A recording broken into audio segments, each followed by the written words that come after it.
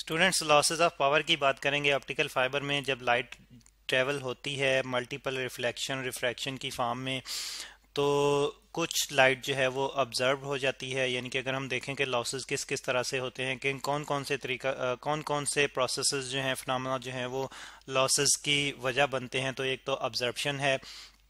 ठीक है कि लाइट ऑब्जर्व हो जाती है, कुछ एटम जो है इम्प्योरिटीज एटम जो है वो ऑब्जर्व कर लेते हैं। ऑब्जर्प्शन ऑब्जर्प्शन ठीक है, तो इस वजह से भी लॉस होता है। और फिर दूसरा जो केस है, दूसरा फिनोमेना जो है जिसमें पावर का लॉस होता है, यानी कि लाइट की इंटेंसिटी, जो लाइट हमने ट्रांसमिट की है उसकी शिद्दत, उसकी मकदार, उसकी पावर जो है वो कम होती जाती है। और वो फिनोमेना जो है वो है स्कैटरिंग। स्कैटरिंग एक्चुअली ये स्कैटरिंग जो है ये इस तरह से होती है कि जब यानी कि लाइट का मुख्तलिफ डायरेक्शंस में बिखर जाना, उस सिमत में नहीं जा सकती लाइट। लाइट उस सिमत में नहीं जा सकती जिस सिमत में जो है वो, और आई एन जी स्कैटरिंग की वजह से जिस सिमत में हमने ट्रांसमिट की है। ठीक है, जिस सिमत में हमने ट्रांसमिट की है लाइट, उस सिमत में नहीं जा पाती, बल्कि आगे कुछ एटम आ जाते हैं छोटे छोटे, या एटम के जो है वो ग्रुप्स आ जाते हैं काफ़ी सारे इकट्ठे एक ही जगह पे। उससे क्या होता है, उससे फिर लाइट जो है उनसे टकरा के मुख्तलिफ सिमतों में जो है वो चली जाती है, और उसी सिमत में ट्रांसमिट नहीं हो पाती जिस सिमत में हमने उसे भेजा था। तो इस चीज़ को, इस फिनोमेना को हम स्कैटरिंग कहते हैं।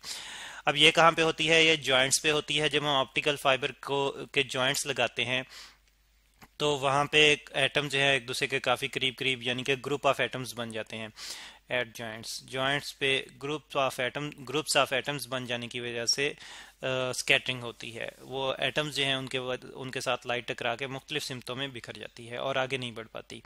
तो इस तरह से ये जो है वो, ये इस फिनोमेना की वजह से भी लाइट जो है वो लूज होती है, यानी कि लाइट की पावर जो है वो ज़ाया हो जाती है। तो अब इन दोनों प्रोसेसेस को हम कैसे ओवरकम कर सकते हैं? जैसे कि हमने कहा था कि ऑब्जर्प्शन जो है वो इम्प्योरिटी की वजह से होती है। ठीक है, तो इम्प्योरिटी को हम जो है वो मिनिमाइज कर सकते हैं, यानी कि ज़्यादा से ज़्यादा हम प्योरीफाई कर सकते हैं। प्योरिटी ज़्यादा से ज़्यादा हम sorry, I am impurity, IMPURITY impurity. और ज़्यादा से ज़्यादा हम जो है वो प्योरीफाई करें अपने ग्लास को, अपनी ऑप्टिकल फाइबर को, तो जो है वो हम अब्जर्प्शन काफ़ी हद तक रिड्यूस कर सकते हैं, और तकरीबन 99.9% जो है वो हम रिड्यूस कर सकते हैं इम्प्योरिटीज़ को, यानी कि 99.9% प्योर जो है वो हम ले सकते हैं ग्लास। ठीक है, कुछ फार्म में फिर भी जो है वो थोड़ी सी इम्प्योरिटीज रह जाती हैं, लेकिन वो जो है वो मतलब लॉन्ग डिस्टेंसेस के लिए जो है वो इफेक्टिव होती हैं। शॉर्ट डिस्टेंसेस के लिए ऑब्जर्प्शन इतनी ज़्यादा फिर मैटर नहीं करती अगर हम ज़्यादा प्योरीफाई कर लें ग्लास को। फिर अगर हम बात करें स्कैटरिंग की, तो स्कैटरिंग को हम कैसे रिड्यूस कर सकते हैं, कैसे कम कर सकते हैं? तो हमने बात की थी जॉइंट्स की, कि जहाँ पे जॉइंट्स होते हैं वहाँ पे ये काम होता है, स्कैटरिंग का फिनोमेना वहाँ पे होता है। तो फिर जॉइंट्स को यानी कि केयरफुल मैन्युफैक्चरिंग की बेस पर, यानी कि अगर हम अच्छी तरह से जॉइन करें फाइबर को, तो उस बेस पर फिर हम रिड्यूस कर सकते हैं जो जॉइंट्स पे जो ग्रुप ऑफ एटम्स बनते हैं उनको। तो केयरफुल मैन्युफैक्चरिंग की बेस पर जो है वो हम इन फिनोमेना को रिड्यूस कर सकते हैं। Manufacturing, CTURING, manufacturing. अब एक और प्रोसेस है जिसकी वजह से लाइट जो है वो उसकी पावर का लॉस होता है। तो वो फिनोमेना क्या है जी? वो ये है कि लाइट जब ट्रेवल करती है ऑप्टिकल फाइबर में, तो उसकी एक ही वेवलेंथ नहीं होती। ठीक है, यानी कि सिंगल वेवलेंथ हम अचीव नहीं कर सकते। अगर हम इवन लेज़र लाइट भी यूज़ करें तब भी सिंगल वेवलेंथ जो है वो हमें नहीं मिल सकती। ठीक है, एक नैरो जो है वो बैंडविड्थ मिलती है, यानी कि ये हम इस तरह से क्रॉस रिप्रेजेंट कर लेते हैं कि सिंगल वेवलेंथ हमें नहीं मिल सकती। तो इसकी बजाय हमें नैरो यानी कि एक बैंड ऑफ वेवलेंथ जो है मिलता है, एक नैरो बैंड ऑफ वेवलेंथ। तो वेवलेंथ्स, तो एक्चुअली अगर हम सिंगल वेवलेंथ की बात करें, तो सिंगल वेवलेंथ का मतलब है कि एक ही वैल्यू होनी चाहिए। जैसे कि अगर हम रेड लाइट की वेवलेंथ देखें, तो उसकी वेवलेंथ जो है वो 632 नैनोमीटर होती है। एवरेज वेवलेंथ जो एक्चुअली हम लेते हैं, लेकिन सिर्फ 632 ही रेड में नहीं आती, बल्कि जो है इसके अलावा भी आ सकती है, यानी कि इसके अलावा जो है वो इसको अगर हम लेमडा वन कह ले तो एक और वेवलेंथ भी रेड में ही आ सकती है, जो जो कि जिसकी वैल्यू जो है 630 नैनोमीटर हो सकती है।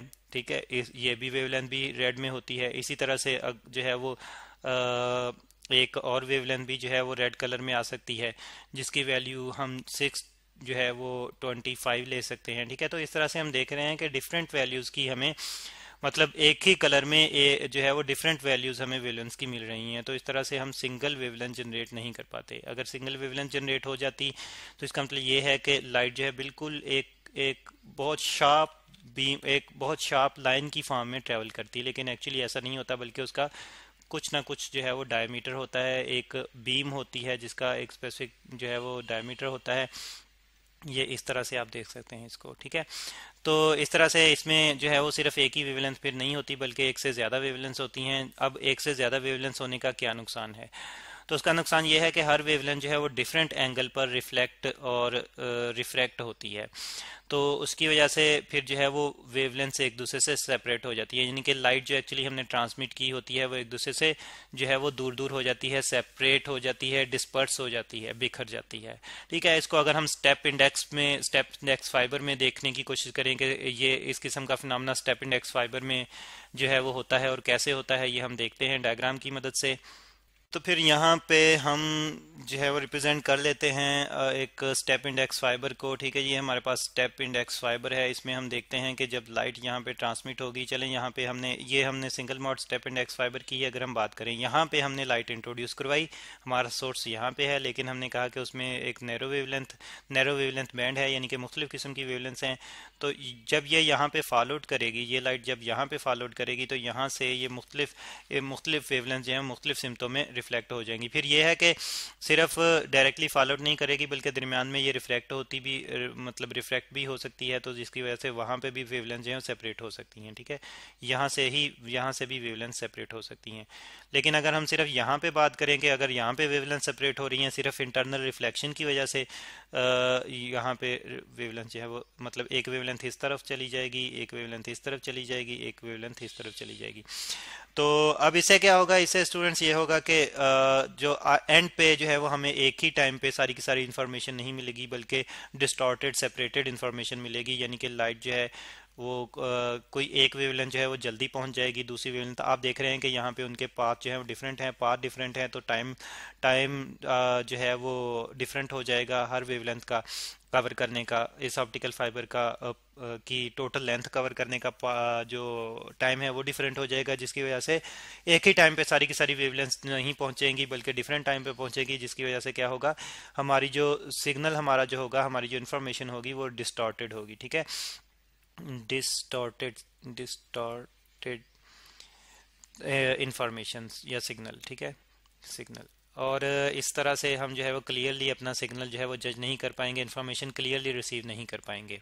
तो टाइम के डिफरेंस की जो हमने बात की थी, इस केस में जो टाइम का डिफरेंस आता है वो देखा जाता है तकरीबन तकरीबन 1 किलोमीटर के बाद। हर 1 किलोमीटर के बाद जो वेवलेंथ्स में आपस में जो डिफरेंस जनरेट हो जाता है वो तकरीबन 33 नैनो सेकंड का जनरेट हो जाता है, 33 नैनो सेकंड का जनरेट हो जाता है। और पावर इन्फॉर्मेशन में जो है ये इंफॉर्मेशन यानी कि कम्युनिकेशन सिस्टम में ये नैनो सेकंड का इंटरवल भी बहुत अहमियत रखता है। अगर हम बात करें नैनो सेकंड की कि एक नैनो सेकंड कितने जो है वो मतलब कितने सेकंड के बराबर होता है, तो एक नैनो सेकंड 10⁻⁻⁹ सेकंड के बराबर होता है। अगरचे ये इंटरवल आपको देखने में बड़ा छोटा नज़र आ रहा है, लेकिन स्टूडेंट्स कम्युनिकेशन सिस्टम में, ट्रांसमिशन सिस्टम में ये इंटरवल जो है ये बहुत अहमियत रखता है। तो ये हर 1 किलोमीटर के बाद ये अगर वक्फा जो है वो पैदा होता जाएगा, तो आगे हम देखते हैं कि काफ़ी ज़्यादा जो है वो टाइम का डिफरेंस आ जाएगा, जिसकी वजह से पावर जो है हमारी इंफॉर्मेशन जो है हमें एग्जैक्टली रिसीव नहीं हो पाएगी। तो फिर इसको हम कैसे रिड्यूस कर सकते हैं? ऊपर हमने दो फैक्ट जो ऑब्जर्प्शन और स्कैटरिंग थे वो तो हमने मैन्युफैक्चरिंग के प्रोसेस से रिड्यूस कर दिए, लेकिन इस केस को हम कैसे रिड्यूस कर सकते हैं, इस फिनोमेना को? तो ग्रेडेड इंडेक्स फाइबर हम यूज़ करते हुए इस चीज़ को काफ़ी हद तक रिड्यूस कर सकते हैं। तो उसको डायग्राम की मदद से समझते हैं कि कैसे वहाँ पे ये फैक्टर रिड्यूस हो सकता है। तो यहाँ पे फिर हम अपनी ग्रेडेड इंडेक्स फाइबर रिप्रेजेंट करते हैं। ये हमारे पास ग्रेडेड इंडेक्स फाइबर है। अच्छा, इसमें फिर हम देखते हैं कि किस तरह का फिनोमेना जो है वो होता है।